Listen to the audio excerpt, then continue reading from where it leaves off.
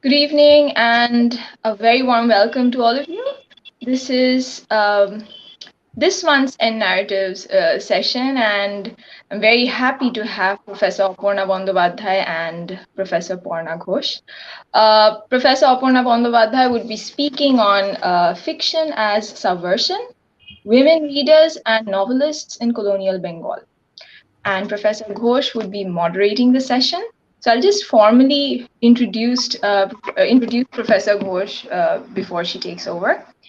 Uh, Dr. Parna Ghose is Associate Professor in English and the Academic Coordinator of the Postgraduate Section of the Department of English, Lady Brabourne College. She is also the convener of the Women's Studies Center of the college.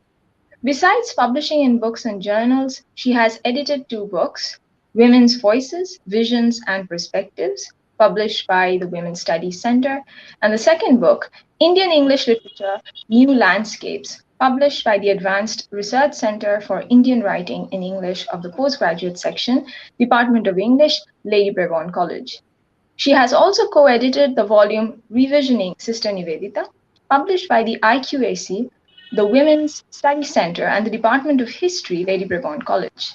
She is also the chief editor, English section of newsletter The Journal of the Women's Study Center of the college.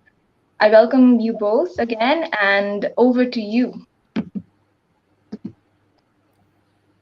Thank you, Shanchali. It's a pleasure to be here and to listen to Aparna speak. We have known each other for quite a few years. We go a long way back, but it is my formal duty over here to very briefly, introduce her to the audience. Dr. Aparna Bandyopadhyay is an associate professor in history at Diamond Harbour Women's University, West Bengal, India. She was formerly an associate professor in history in the West Bengal Education Services and had served several government colleges, including Lady Brabourne College, Kolkata. She was awarded her doctoral degree from Jadavpur University, Kolkata in 2012. Her book, titled Desire and Defiance, a study of Bengali women in love, 1850 to 1930, based on her doctoral dissertation, was published by Orient Black Swan in 2016. She has edited and co edited four anthologies on women's studies. She has completed a research project on a leisure of women's own, television megaserials, and Bengali women in contemporary Kolkata. She has recently co edited Her Story, a fest script for Professor Geraldine Forbes. Her research interests include the social history of colonial Bengal with a focus on social reform, women's everyday lives, violence, intimacy, emotions, and leisure. She is also interested in women's writings. Dr. Bandyopadhyay has presented papers in many international and national conferences. She has also published a large number of articles in journals and edited volumes. Readers can follow her work on academia.edu. Welcome, Apurna, once more to this, and we all look forward to your talk today on fiction as subversion, women readers and novelists in colonial Bengal. Over to you, Aparna. Thank you, Parnadi. Thank you, Shanchali. Thank you for inviting me to speak on this platform. I feel honored and privileged. My talk this evening will focus on the feminist implications of women's engagement with the novel as readers and authors in colonial Bengal. Uh, I will explore how women's practice of reading and writing novels had subversive implications for a patriarchal moral order. The novel, as we all know, was a new phenomenon for Bengal in the second half of the 19th century. Referred to by a variety of terms such as upannash, akhayika, Upak Khan, or simply novel, the novel became enormously popular in the contemporary Bengali milieu. The proliferation of print technology since the early 19th century enabled the emergence of the novel as a printed book that could be purchased from the market in large numbers at affordable prices. The novel in its serialized form also became the chief attraction of the fast growing number of journals that were circulated in this period. Love, or more precisely, prem, the Bengali word prem was in currency at that time. Prem in all its forms, premarital, non-marital, extramarital, and conjugal, uh, was the mainstay of novels. Another major motive of fictional narratives was familial drama woven around tensions in conjugal, filial, and wider familial relationships. Now, like the novel, the category of the woman reader was also a relatively new thing in the second half of the 19th century. When men decided to educate women, they did so to make their women better wives, better mothers, and better homemakers. Education, they made it clear, was not meant to equip them for the public domain. A woman's economic self-reliance was considered an outrageous proposition. The prospect of women reading and writing novels did not figure in the scheme of things of men who took care to specify the curriculum that women should be to be taught in to enhance their conjugal, maternal, and domestic roles. Women were expected to strictly adhere to the specified curriculum and read only the books prescribed. Even a leisurely indulgence in novels and plays, natok novel, was condemned for the detrimental impact they allegedly had on women's minds and morals. An overwhelming anxiety was articulated recurrently by the Bengali intelligentsia on the pages of journals and periodicals that women were becoming indolent, averse to household chores, uncaring of elders, hysterical, morally corrupt, sexually deviant, and even suicidal under the influence of novels.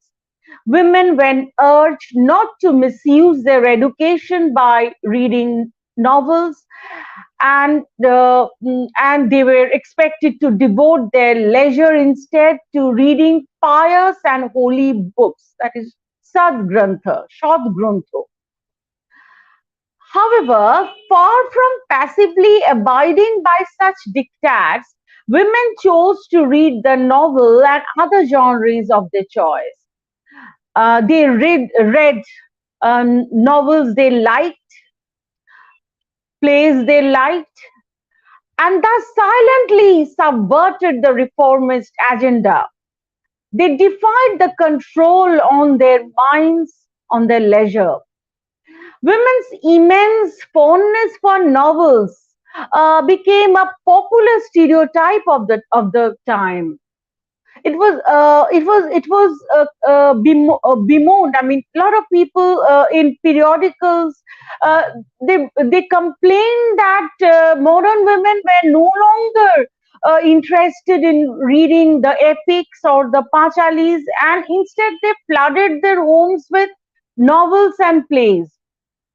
Even elderly women who had hitherto been loyal patrons of the epics and other classic texts had allegedly succumbed to the charm of the novel. Now, a novel was often read collectively, with someone reaching out to the assembled audience in a manner reminiscent of the Kothakotha sessions. Now, Kothakotha was an oral performative traditions when these sacred books were read out to a group, to a collective audience. A novel was more often read by a woman individually in the solitude of her bedroom. Reading a novel in the latter case was an intimate, individualistic, and often a clandestine exercise. While publishers and booksellers expected boosted sales from a growing female readership, as Gautam Bhadro has argued, the anxiety that women would transgress under the influence of novels reached unprecedented proportions in the late 19th and early 20th centuries. Objections were raised not so much with regard to explicit sexual descriptions or sexually suggestive language as against the very portrayal of women's love in novels. Interestingly, while women's access to the Bortala novels, the chief novels of questionable literary merit, written in coarse, sexually loaded language, was a cause of concern, critics objected much more vociferously to women's exposure to the sanitized, refined, and artistically superb, excellent novels written by the literary stalwarts of the period, such as Bankim Chandra Chattopadhyay, Rabindranath Tagore, and Sharath Chandra Chattopadhyay. Notwithstanding such obsessive and overpowering anxieties, Bengali women continued to read novels in their spare time, thus, thus defying the patriarchal disciplinary regime. Now, some Bengali women did not stop at reading novels and plays. They seized a little time from their busy domestic schedules to write novels and also to try their hand in other fictional genres like drama and short stories. Several of Rabindranath Tagore's short stories sympathetically portray a woman's literary endeavor, which was sometimes encouraged and sometimes chastised by her husband and relatives. In Noshtonir, for instance, Charulata was actively encouraged by her husband to write. Again, on the contrary, I mean, this is a story which is again penned by Tagore. Khata is a touching tale of a young girl named Uma who was ridiculed and condemned by her husband and in-laws when she was caught writing in secret. Now, in utter despair, Uma destroyed her khata, that is a notebook, and with it, her literary fancies were gone. When she relinquished her literary fancies, literary imagination once and for all. In Dorpohoro, Nirjhorini, this is again another short story by Rabindranath Tagore. In Dorpohoro, Nirjhorini evidently had a greater flair for writing than her husband. Now, when both sent their stories, the husband and wife both sent their stories to a story writing competition, it was Nirjhorini who won the prize. Now, obviously, I mean, her husband, suffered a shock. I mean, his ego was hurt, and so Nirjhorini burnt all her writings, and she decided never to write again. Now, an uneasy lack of confidence and a secretiveness marked Bengali women's forays into the world of fiction. The aura of hostility all around, coupled with an internalized sense of the impropriety of their own creative activity, contributed to create, to borrow a phrase from Gilbert and Cooper, an anxiety of authorship. An obsessive fear, the fear of criticism, condemnation, and ridicule, haunted a woman writer's incipient literary initiatives, as Jyotirmoyi Devi observes. in Amar Lekhar Gorar Kotha. Okay. Most women lack the courage to engage in their literary activities openly, and a chance discovery by unsympathetic husbands and relatives often ended in a premature abortion of their literary aspirations. The few who could make it were not necessarily the more fortunate ones in terms of familial attitudes. Again, a rare attitude of encouragement and cooperation from uh, mm, uh, family members did not necessarily dispel the shyness, hesitation, and an overriding lack of confidence and secretiveness of literary women. Many women wrote anonymously or adopted pseudonyms to camouflage their real identities. Swarna Kumari Devi, we may call her the avant-garde woman novelist of Bengal. She was the fourth daughter of Maharishi Devendranath Tagore and elder sister of Rabindranath Tagore. Now, though she did not receive any formal education, well, she received regular instruction at home uh, by that Vaishnavis. Her marriage at the age of 13 to Janakinath Ghoshal did in no way hamper her literary activities.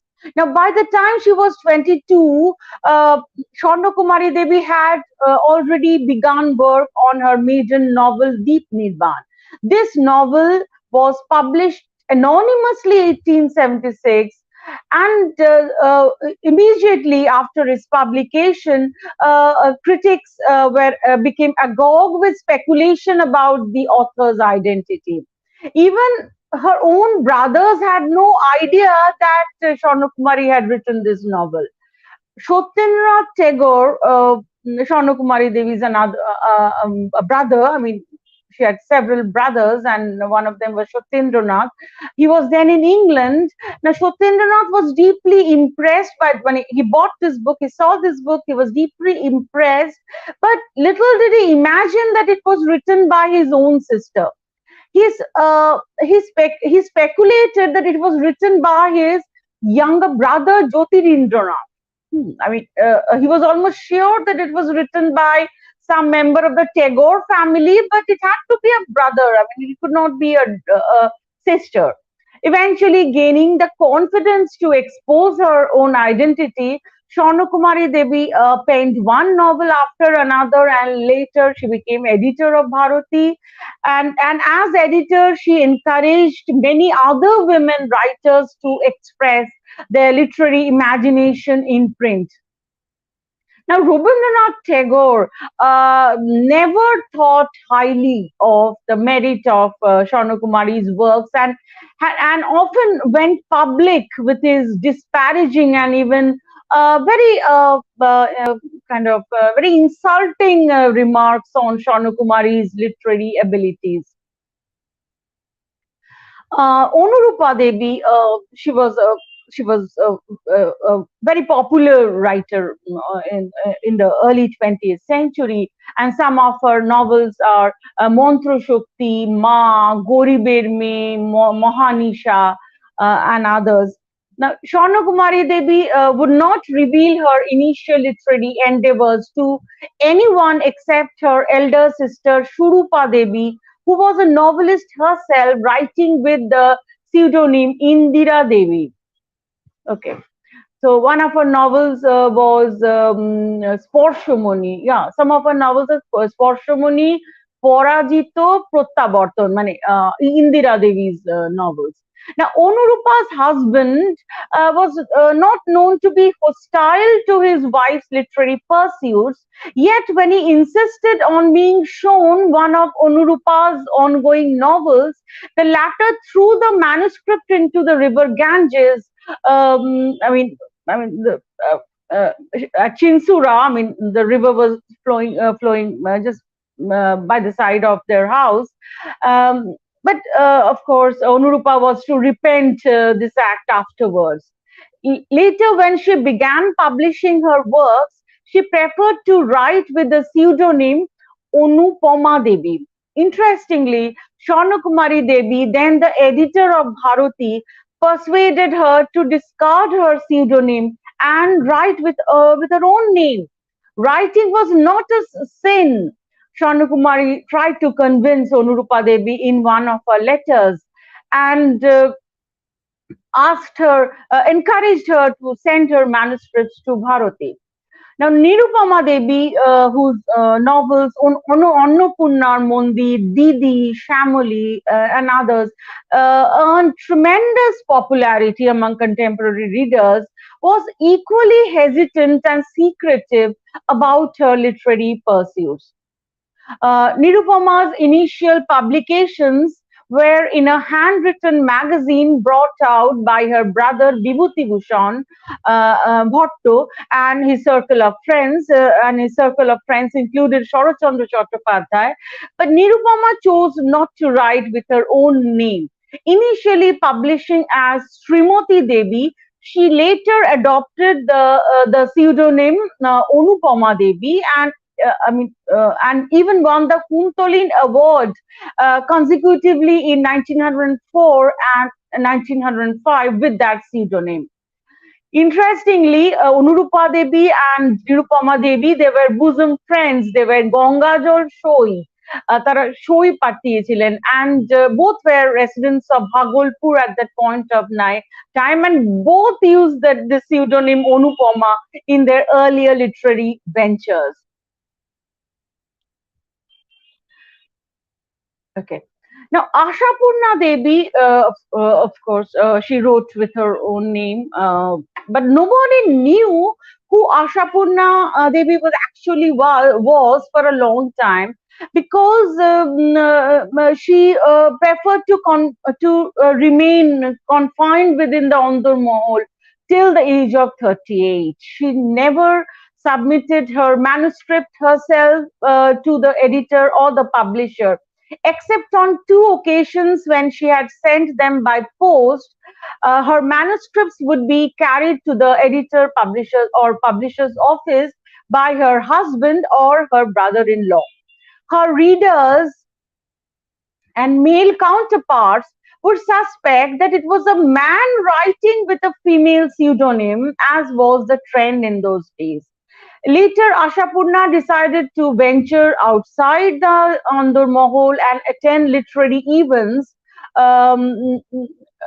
However, her male peers such as Premendra Mitro, Shojani Kanto Das, and others would all frankly confess that they had all along firmly believed that the hand that wrote these novels was a man's hand.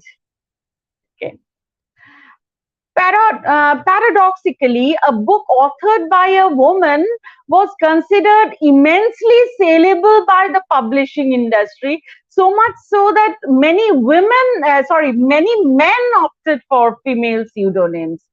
It is also interesting to note that while British novelists of the Victorian era, such as Charlotte Bronte, Emily Bronte, George Eliot, and others, adopted gender neutral or male pseudonyms so that they might be regarded as professional writers rather than lightweight literary ladies. Okay. I mean, this is within quotes. Their Bengali, yeah, okay. Yes. Their Bengali counterparts of of this period, the late 19th and early 20th centuries, adopted female names other than own to mask their identities. In both cases, the attempt to conceal their true identities was a strategy born of fear and an anxiety of authorship, the anxiety that invariably entailed their engagement in the subversive act of writing and and publishing their writing, and therefore trespassing into the male domain. Okay. Now, the woman writer's act of subversion could only be compensated by a perfect and flawless domestic role. In order to legitimize their rebellious endeavors, I mean rebellious exercise, literary exercise, literary women adopted the strategy of conformity, so to say.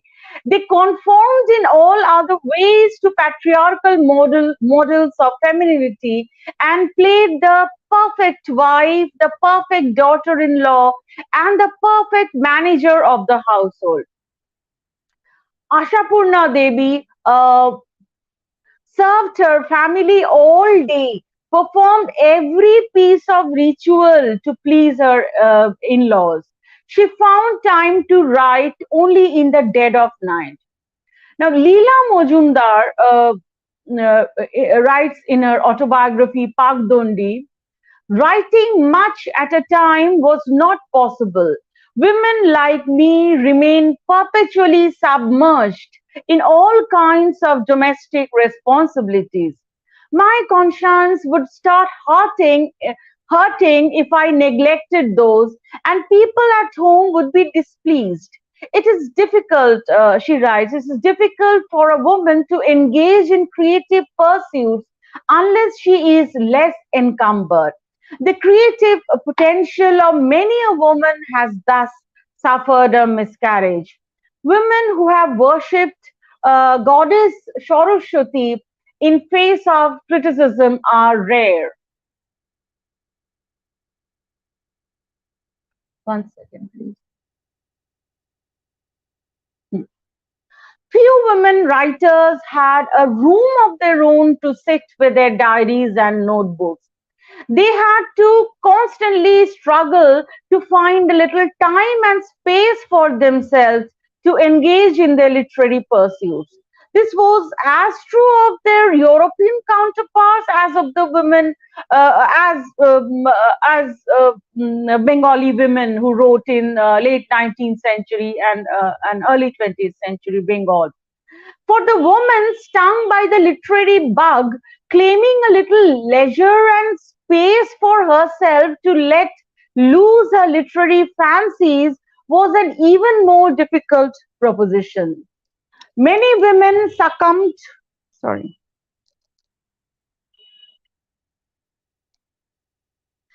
many women succumbed to such difficulties and their literary aspirations suffered unhappy miscarriages.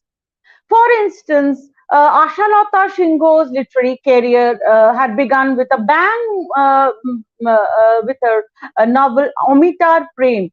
She had written this at the age of 16, and this was reasonably appreciated by critics and even by Rabindranath Tagore, who was otherwise very harsh about women's literary creativity, literary merit.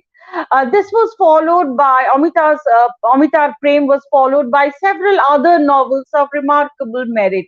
Unfortunately, Asha Lata wrote little of significance after the age of 26.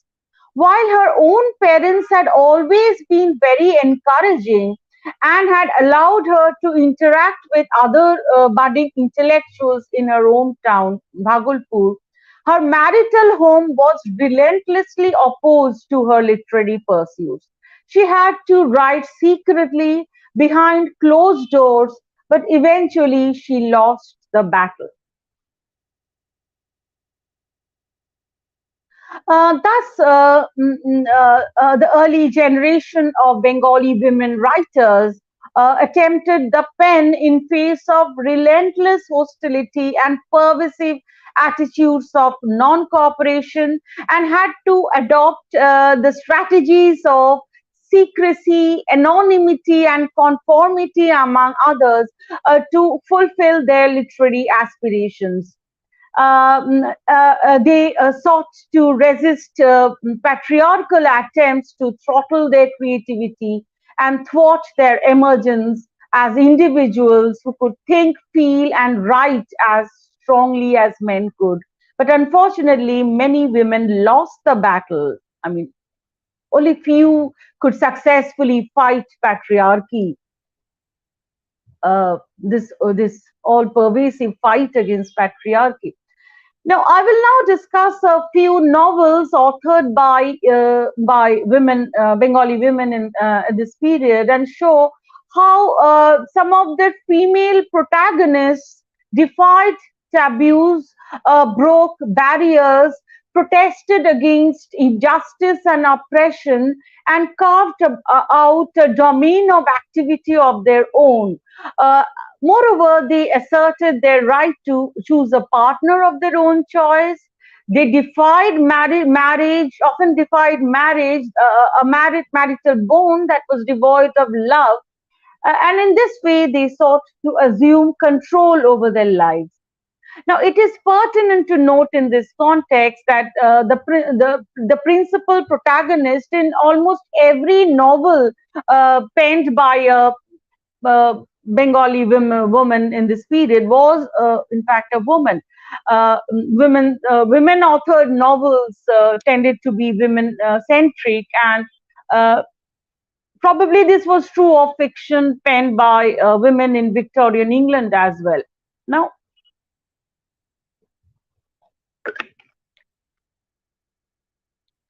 let me briefly discuss this particular short story by Nirupamadevi, Uro Chithi.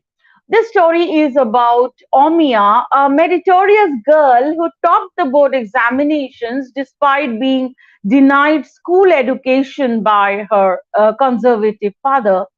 She excelled in mathematics, a subject which her father thought women were incapable of mastering.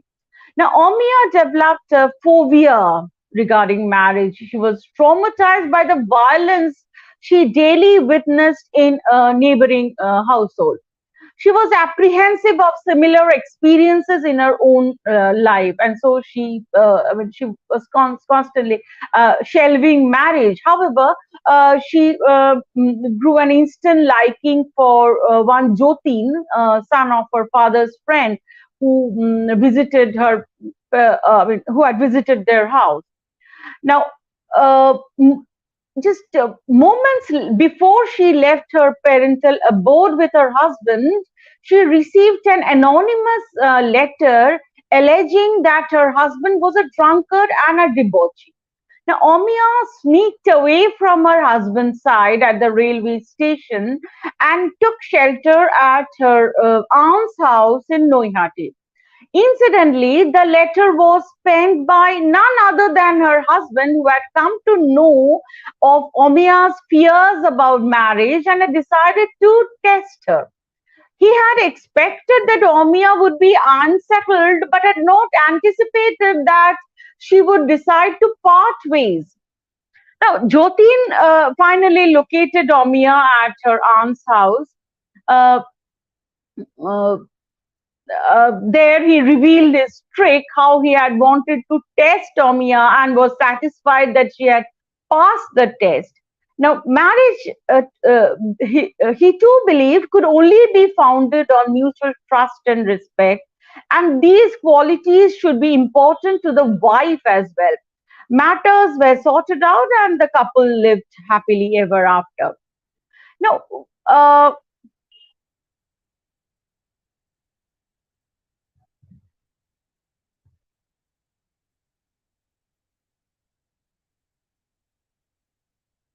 yes.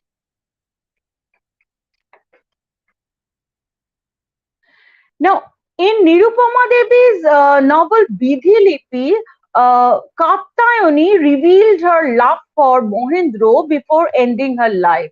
She was supposed to marry Kamakhana, with whom her deceased father had found her match astrologically perfect. However, unable to get over her love for Mohendro, her companion since childhood, Katyayani ended her life, thus choosing death over conjugality, over a conjugality that was devoid of love.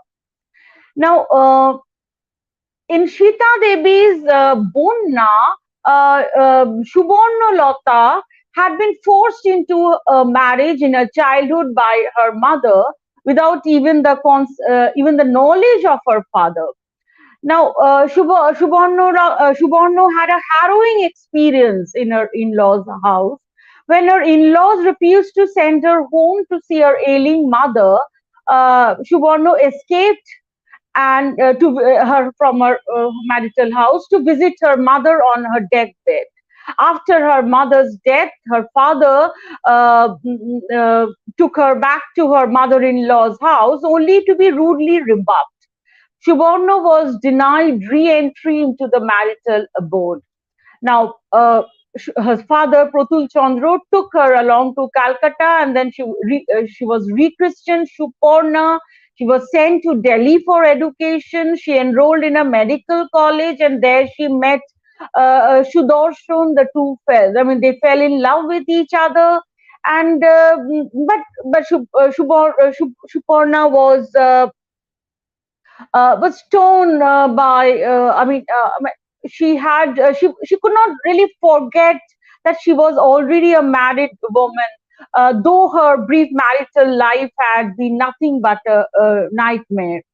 uh, I mean, she was aware that she had no escape from marriage. I mean, a Hindu wife did not have any right of remarriage.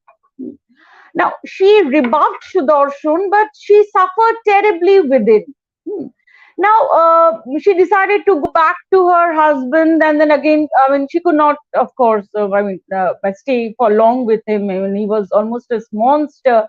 And she came out, and then she met Sudarshan at a medical camp, and there was a flood at that time, and Sudarshan was working in a medical camp as a medical officer.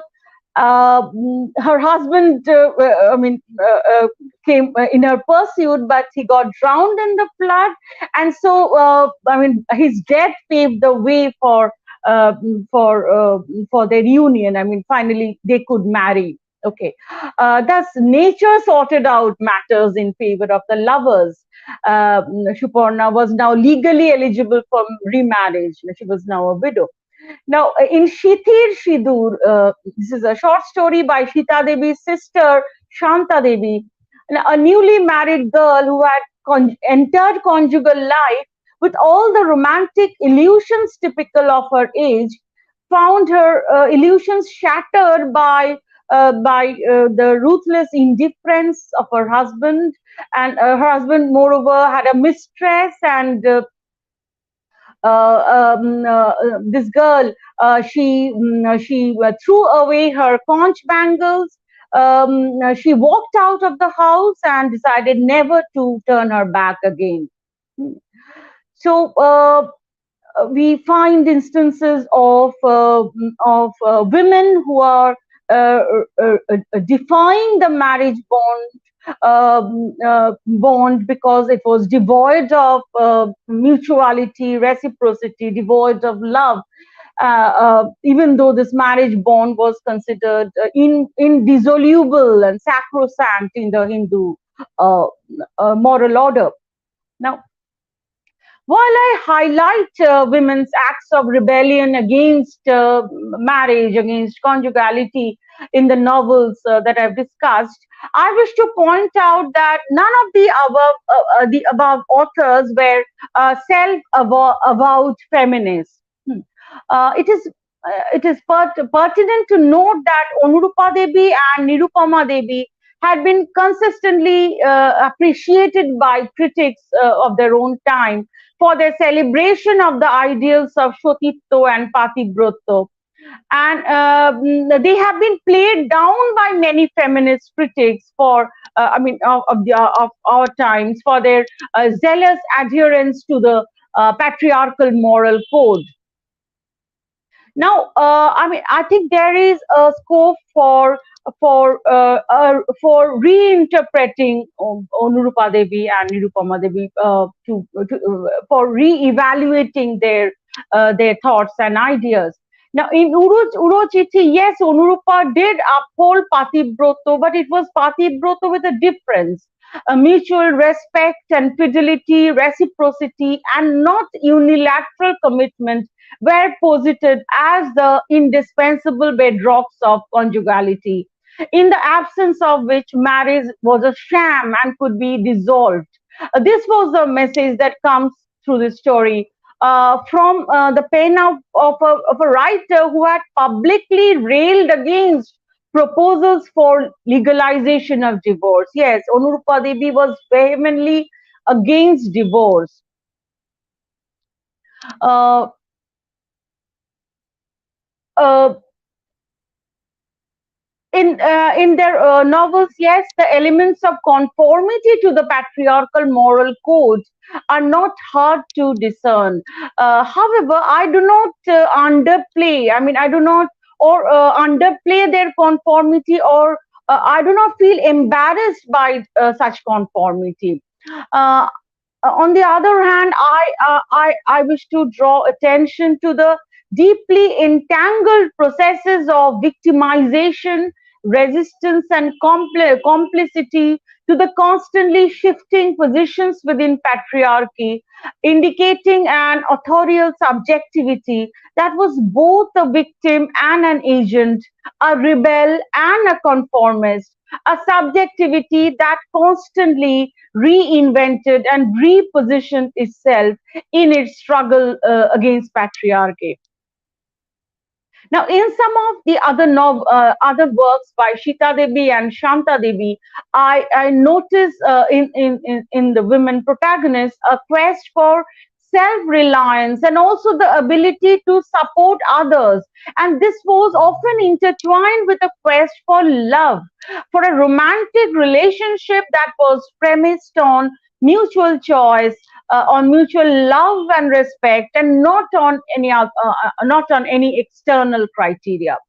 The protagonists were all ordinary women, neither extraordinarily beautiful, nor wealthy, nor accomplished, but they had a mind of their own, and they wanted to go out into the world. They wanted to take risks, to act for themselves, to exercise their unused faculties, to try their unknown powers. The interplay of passion and power was especially pronounced in Rajanigandha, Paravartrika, etc. by Sita Devi, Chirantoni by Shanta Devi. Now, all these foregrounded women who were strong, resolute, and determined. Okay. In this connection, I notice a striking resemblance between the fictional narratives of the Brontes and the Chattopadhyay sisters. The Brontes and the Chattopadhyays were not really contemporaries. The Brontes wrote in the middle of the 19th century, and the Chattopadhyays in the early decades of the 20th century. There was thus a temporal hiatus besides spatial and cultural ones. Yes, the commonalities are too evident to escape attention. The women protagonists of their novels fell in love, married the men they loved, and moreover, they were all educated, intelligent, self-reliant. They were neither angels in the house nor were they fallen women, stereotypes that were endemic in the Victorian milieu. They craved for a man's love as passionately as they craved for independence and self-reliance. Uh, the Chattopadhyay sisters, they were all brilliant academically, and they must have read the Brontes. But it would be unfair to suggest that the Chattopadhyay sisters, they emulated the Brontes. The commonalities, I would argue, were due to the changing context of women's lives, precisely their growing access to education and employment, a process that started in England for a few decades earlier than in the colony. Both sets of novelists were poised on crucial junctures of their respective histories, junctures that marked women's increasing movement outside the home for education and an occupational career, often driven by the imperatives of survival, and hence with greater scope for romantic intimacy and marriages based on choice. No wonder the women protagonists of the novels by the Brontes and the Chattopadhyays were all very erudite, accomplished, and they all considered a job a precondition for their own survival. Uh, okay.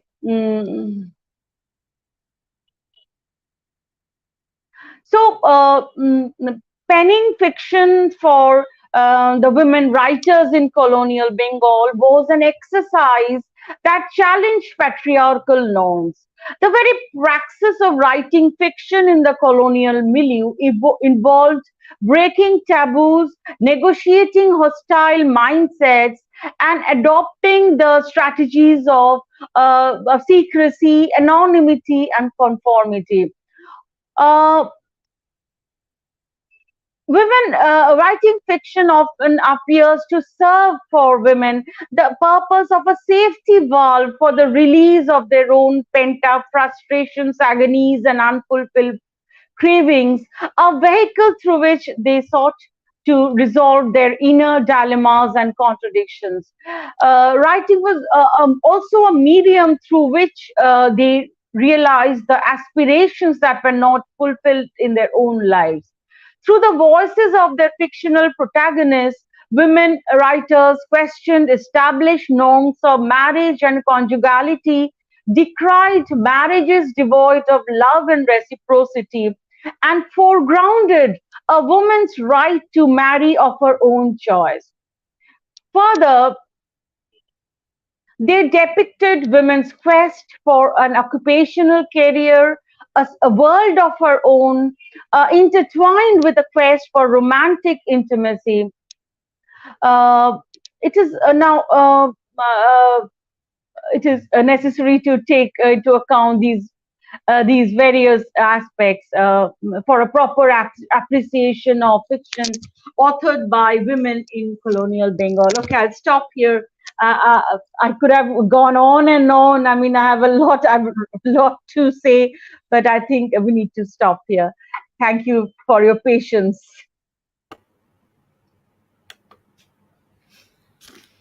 Thank you, Aparna, for that brilliant talk of yours.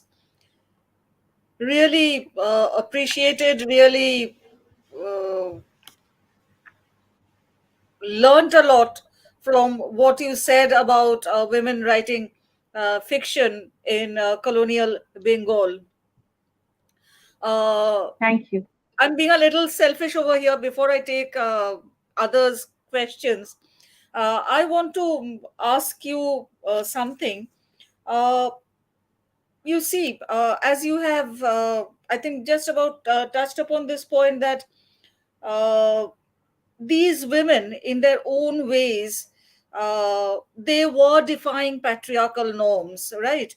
And whatever be the outcome, uh, they were nevertheless, by in a way, conforming to these norms, by staying within, say, the domesticity and all that patriarchy advocated, they yet stepped beyond the Lakshman Rekha, shall we say, Hmm, hmm, hmm, hmm. when they began to write. And writing obviously provides a sense of power, Hmm, a hmm. male domain where women were now kind of, they were transgressing. My particular question is this: you see, in India, uh, we have not seen what in the West we have already seen as the first wave of feminist movement, or the second wave, or the third wave. There's been no such organized movement as such. Hmm. My question is, can these writings by women, I mean, it's not only fiction, but you can take into account Hmm. other forms of writing as well, like Hmm. autobiography, like travel narratives, can these be called the first steps taken towards women's liberation and empowerment? What would your views be? Yes, of course. I would say that yes, even though there was no organized feminist movement here as in the West, but women's writing was a act of rebellion against patriarchy, and we find in women's writings the one of the earliest expressions of a feminist consciousness. Of course, these were the first steps towards women's journey towards emancipation. Of course, I perfectly agree with that. Exactly, Mm. exactly. That is what I wanted to know from you. Yes, So yes. let us take other questions or comments from the listeners here who are participating. Anyone? Yeah. Can you hear me? Yeah. Yes. Yeah, I have a question. I mean, thank you for that very interesting talk. I mean, yes, absolutely, you could go on and on.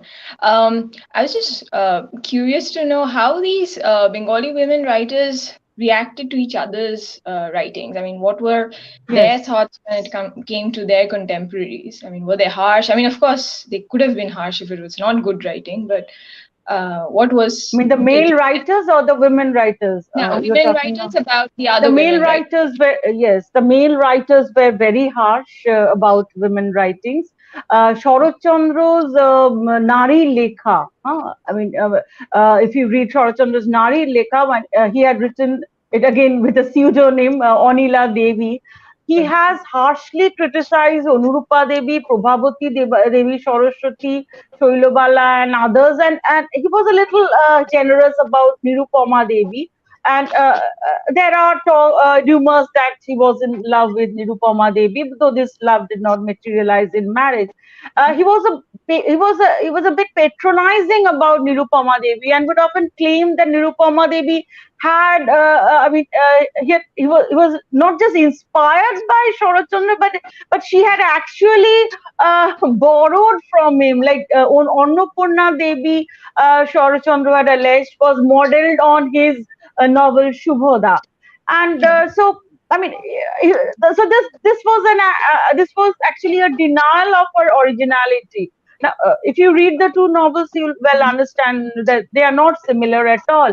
So, and Rabindranath was very hard. I mean, he did praise Asha Lata Shingo or the Sharat Kumari Chaudhurani, but they were, I mean, but he was never very ecstatic about women's writings, and he was particularly extremely dismissive about Sharna Kumari Devi. And as for the other, I mean, the women writers themselves, okay, I mean, there was a lot of solidarity among them. And Sharna Kumari Devi, as the editor of Bharati, I mean, she was almost the kind of she was a cynosure of the literary world. I mean, the female literary women's literary world, and she would encourage other women to write. Right, she had encouraged Anurupa Devi, Nirupama Devi, and there was a very strong bond of friendship among them, and they would all forge these bondings, showy. I mean, they would become showies of each other. This ritual kind of bonding between women that was practiced in those times. So no, I mean, I don't notice any competitive element in their attitudes, like or criticism. They were all in. I mean, they all supported each other, stood by each other, and especially Onurupa Devi had stood steadfast by Nirupama Devi's side, and he had. I mean, he had. I mean, she had railed against Sharat Chandra for all his claims regarding Nirupama Devi. So I mean, they were all by each other's side.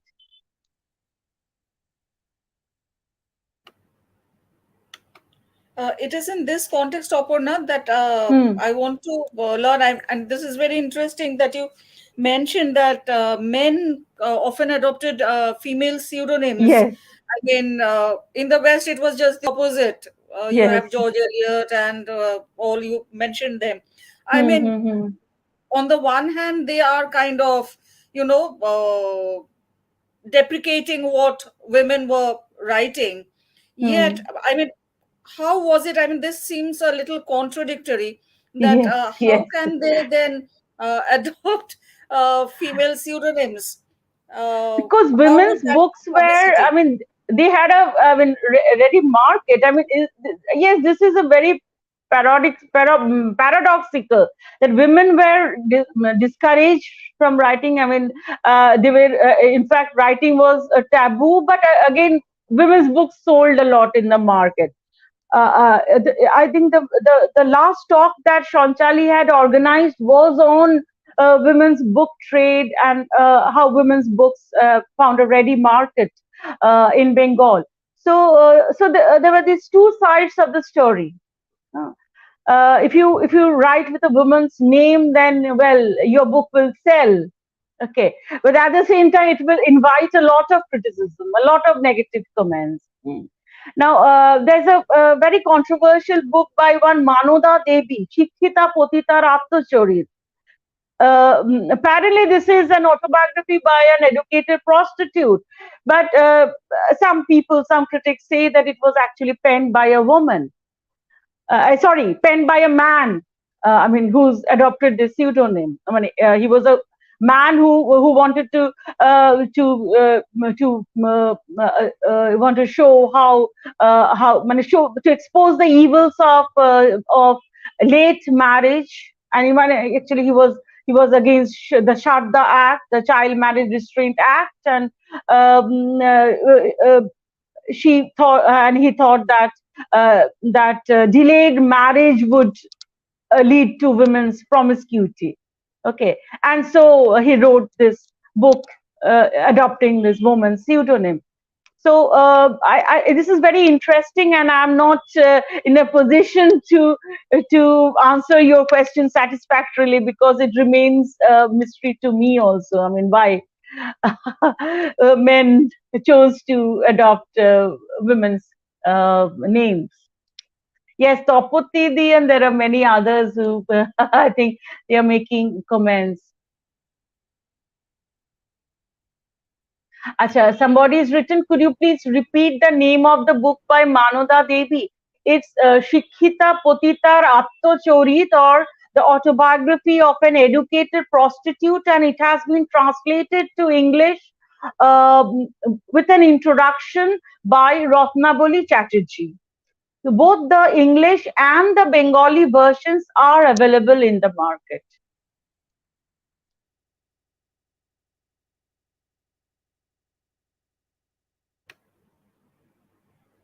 So, others with comments or questions, please.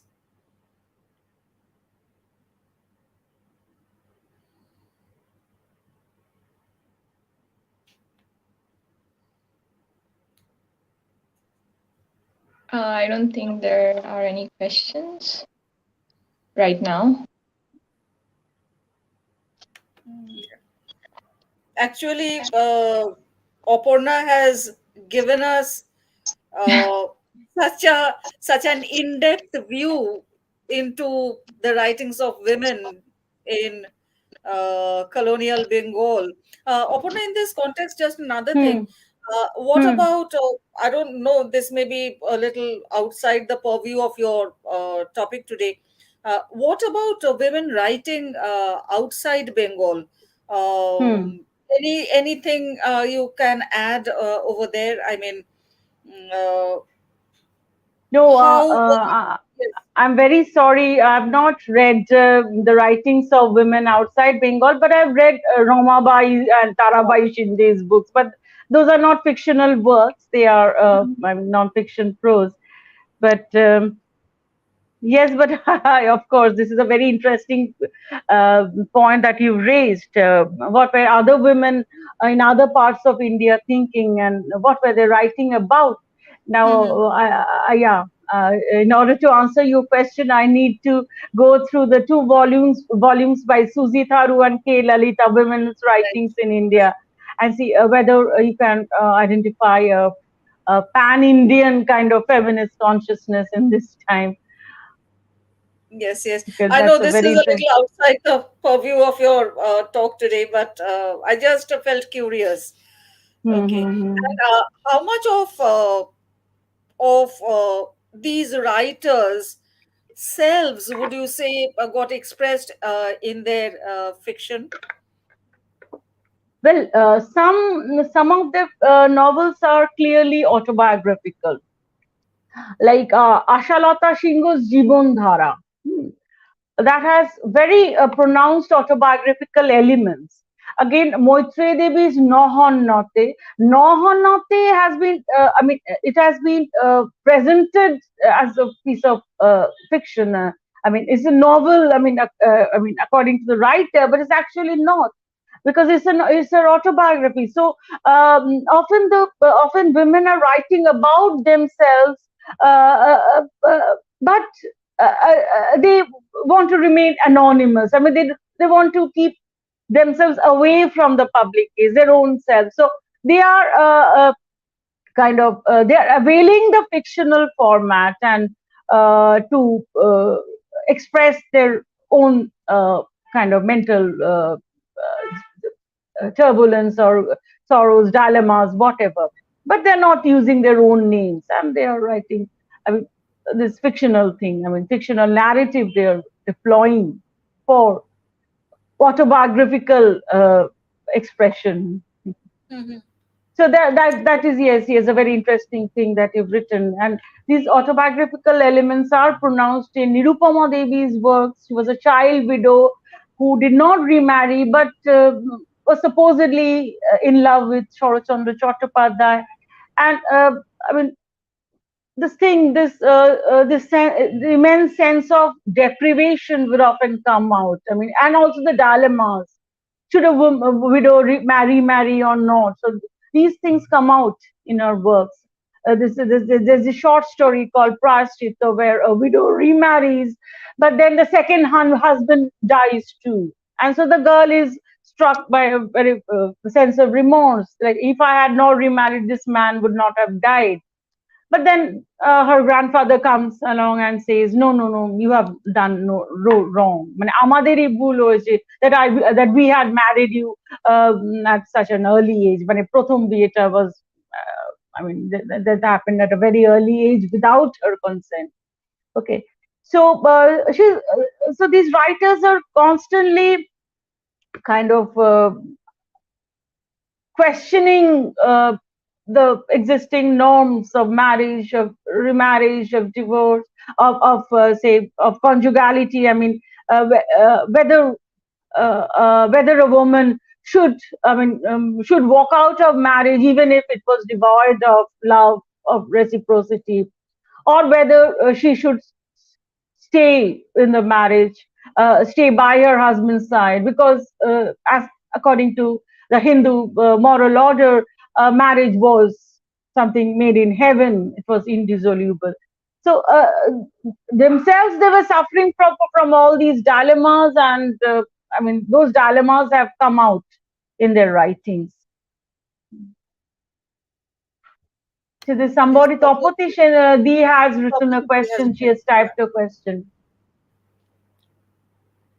Do you notice any evolution? You can see, no, Aparna? Do you Achha, notice any हाँ. evolution of feminist ideas or consciousness in the writings of earlier novels of Swarna Kumari, Devi, Sita Devi, and Shanta Devi, and their later works? No, I actually, I'm against this evolutionary schema, this teleological framework. No, there's no there's no journey from conformity to subversion, from conservatism to a liberal outlook. Both conformity and subversion are intertwined. There's always this interplay going on. Okay, so I do not endorse this. This evolutionary schema. So I find these things, these elements, these processes, entangled. Conformity and subversion, victimhood and resistance, they are all entangled.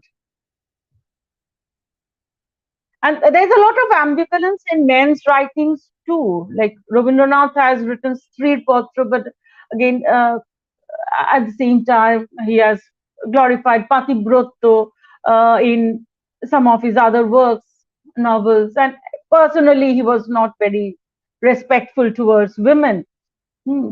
Uh, he was harshly critical of Ramabai, Pandita Ramabai, and of course, uh, with regard to his sister, I mean, I think this is very, very bad. I mean, the bad words that he used about his sister. But then there's this ambivalence in is there in all. I mean, in men, in women. Okay.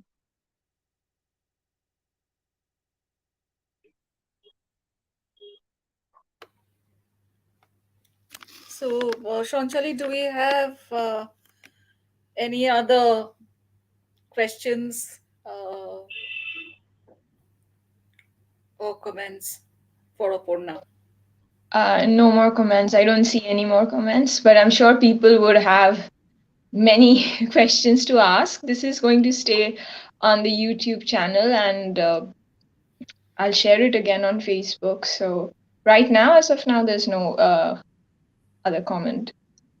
So Okay. Thank Thank you you. for that very interesting talk, Aparna. It was really wonderful listening to you. yes, thank Thank you you, so much, Purnadi. Professor Bandyopadhyay and Professor Ghosh. It was a very interesting discussion, and I hope we could do this again sometime in the Sure. near future. And Sure. thanks for agreeing to be a part of this. I'm truly thankful. Have so we could sign off then, and thanks to Mm. everyone who joined in. So you can listen to this discussion again if you tune on to YouTube. And thank you so much, and a very good night. Good night. Good night. Bye. Bye. Thank you.